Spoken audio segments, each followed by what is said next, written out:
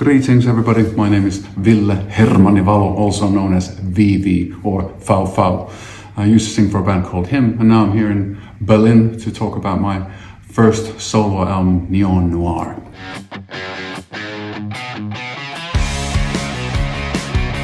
I'm still the same guy. You know, I used to sing for him for quite a bit. It was more than 25 years, so I wouldn't be surprised that people call me the guy from Him, or call me him. I heard that a couple of times as well, because Ville Valo is not a usual international name, so that was also the reason why I'm not abbreviating it to using only my initials. It's easier to remember, and it's way easier to use in search engines. So I'm playing it safe these days. All recognition is good, and with the new stuff, you know, especially on tour, we're going to do 50% of old Him songs as well, because that's a big part of who I am.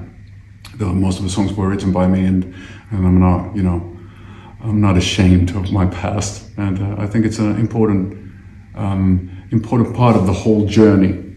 And the new album is a continuation on the same sort of theme and same aesthetic. It's still kind of rock music, but with a tinge of sadness and melancholy, and a good bit of 80s synths and stuff like that put into the mixture. So it's still, in essence, it's very much the same as with Him, but this time around I did it by myself, because Him are no more. We just decided to call it quits a few years back, and I didn't want to call it quits. I wanted to do something music related, and now, surprise, surprise, I found myself working on the same love metal thematic, or whatever you want to call it, and yeah, I'm happy that it's amazing that the concerts in Germany have been sold out. They were sold super fast, and the same happened in quite a few places in North America and in the UK as well. So it's pretty wild. But then again, I do understand that a lot of people come there to hear Him songs, and they appreciate the past because they don't know the future yet. They haven't heard the album, so we're trying to service everybody included. So in the melting pot. Mm-hmm. So yeah, it's a good combo. I kind of consider the whole new thing like it's like a bridge between Him and then the future. This is my sort of like transitional moment, and we'll see what happens. You know, if people love it, I'm probably going to continue in the same vein. If people hate it, then I'm going to reinvent myself desperately somehow, and you know, put together a reggae album or something. I'm not sure. I mean, you got to be realistic. You know, I've been doing this for quite a long time, and it's not a given that a person can live off of music and be able to do that for many before. This is my third decade of being a pro. So it's quite wild. I have to be humble, and I have to be thankful, because I'm not the one making the call, you know, that the music I make is great and it resonates with everybody. I'm not the one making that. I can only trust my instinct, make music that resonates with me, and when I'm proud of it, hopefully find somebody that puts it out, and then hopefully then that it's out there for people to listen and make their judgment on whether it's worth a second listen. That's all I can hope for. So I've been quite lucky. It's like winning the lottery.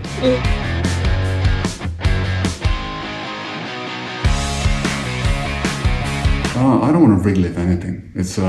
I think it's all a big important part of the process. There's like when we had a song called Joy Me in Death that was released back in '99 over here in Germany, and all of a sudden this metal band turned into this pop sensation, and it was so funny because we were such a wrong bunch to be sort of like pushed into that world. It was like a petri dish, like a laboratory experiment. What will happen if you take, you know, a bunch of Vikings that are non-cultured and weird to put into this Viva sort of you know, top of the pops thing. And now this is what happened. This is the result after all those years. But there was a lot of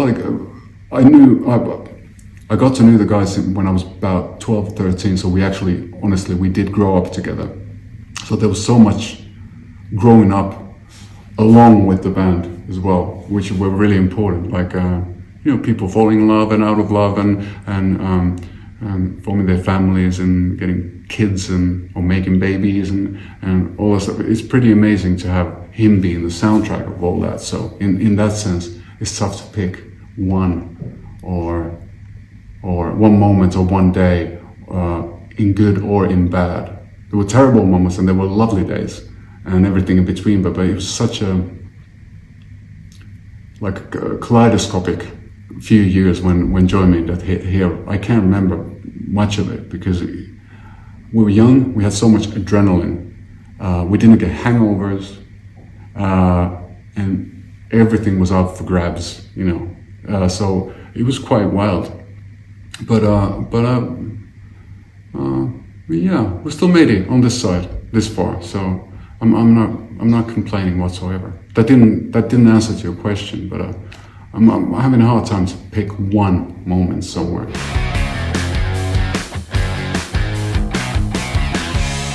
I've been vegetarian most of my life, so not vegan but vegetarian, and I'm pretty easygoing. Usually on tours, I tend to eat after gigs, and the worst thing you can do is to go down the route of, because you eat at night. It's tough to get proper food. So it was many years. It was pizza and beer or pizza and Coke, and that's the worst thing you could do to yourself. So I'm trying to live a bit more healthy these days, but it's these days are pretty exciting. Meeting new people and all that stuff. I don't do breakfast, and I don't like.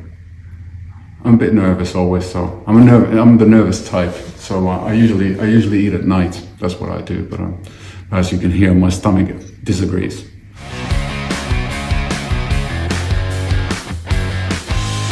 Once again, I'm pretty close to the album. It's a pretty new thing for me. And then I'm hoping that the album will get a new lease on life after people listen to it and after they witness some of the stuff live.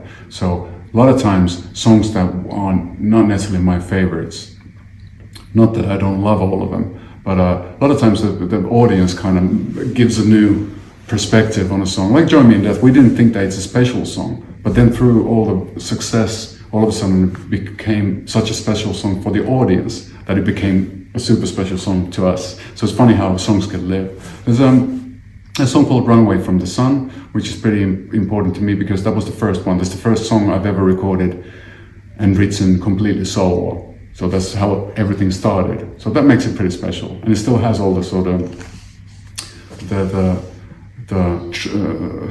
the traits of what I'm known for. That's melancholy, but it has a sense of pop sensibility. It's like Aha mixed up with Metallica or whatever. So yeah, it's a good combo. That's a good one. Then there's another called Hearts Full of Ghosts, which is something that's musically a bit new to me. It's a bit more maybe noise, altsy rock type of thing, and usually the stuff that feels really different to me doesn't feel anything like that to the listener, because I'm so close to the project, the process and the project that everything feels so life-changing and oh my God, I can't believe I just did this. But it's like the other way around than the Apollo moon landing. That's it's a microscopic step for humankind and a massive one for me. Like Robin, Dancing on My Own, isn't that one? Isn't Dancing on My Own? I think that's one that was the earworm for the entire world for that one little bit. It happened maybe 10, 15, maybe 10, 12 years ago. Yeah, I'm not immune to pop music. So a lot of the Max Martin written stuff is always stays in my head. But then Suspicious Mind by Elvis. That's one of the songs that I only have to think about that, and I'll start humming and dancing to it all of a sudden. There's a few tracks. The first cut is The Deepest by Cat Stevens, and then Everything by Black Sabbath. So I'm a music fan and I'm a musician and a music lover. So music rules my life, and there's so many songs that are so important on so many different levels. But yeah, I'll be sort of like on this 80s track. So Cyndi Lauper, Time After Time, is a good one as well. I'm getting nostalgic, Aha, like, The Sun Always Shines on TV. That's a beautiful song. And, I started to get it all, like, emotional about all that stuff. But that's the beauty of music, and it can be all sorts of different songs and all sorts of different artists, and it doesn't really matter. It doesn't have to be clever. It can be clever, but I'm not a huge fan of the sort of Crazy Frog sort of music. whatever they are, those sort of, I call it the McDonald's of music.